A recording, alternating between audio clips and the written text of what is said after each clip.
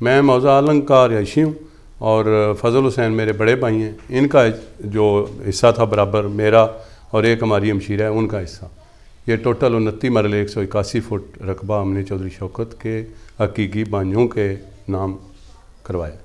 हमने ये जो रकबा फ़रोख्त किया है ये 86 नंबर खसरा में से दोनों भाइयों ने बराबर अपना विरासती रकबा जो है उसे फ़रोख्त किया है और ये कोई किसी का मलकियत नहीं थी, हमारी अपनी मलकियत थी जो कि हमने इन लोगों के आगे फ़रोख्त किया और उसका रिकॉर्ड अराजी सेंटर में भी मौजूद है और फ़र्द भी है। उसके बाद उसकी सिक्योरिटी करवाई है, बाकायदा इसी साहब का एक बोर्ड इस्टेब्लिश हुआ है क्योंकि मौजा आलम का रकबा जो है ये बंद था, उस पर इजाज़तनामा लेने के बाद ये हमने फ़रोख्त किया और मौजा आलम का रकबा वैसे भी अराजी सेंटर के अंडर कमांड है और कंप्यूटर राजी सेंटर के ज़रिए ही इंतकाल हुआ है।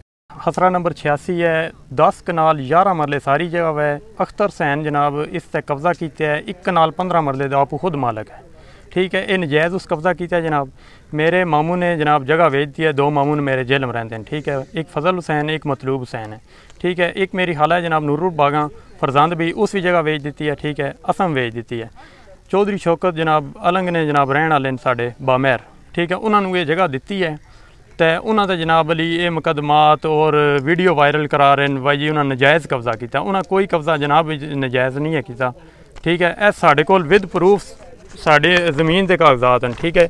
कोई ऐसी गल नहीं है, ठीक है। इस दे विच साढ़े कोल एक कागज़ मौजूद है तो असी हर जगह पर न्याय देने की तैयार हैं। इस गल ते कोई असला लैके नहीं आए, कोई गड्डियाँ लैके नहीं आए, कोई ऐसी गल नहीं है उन्होंने, ठीक है जी।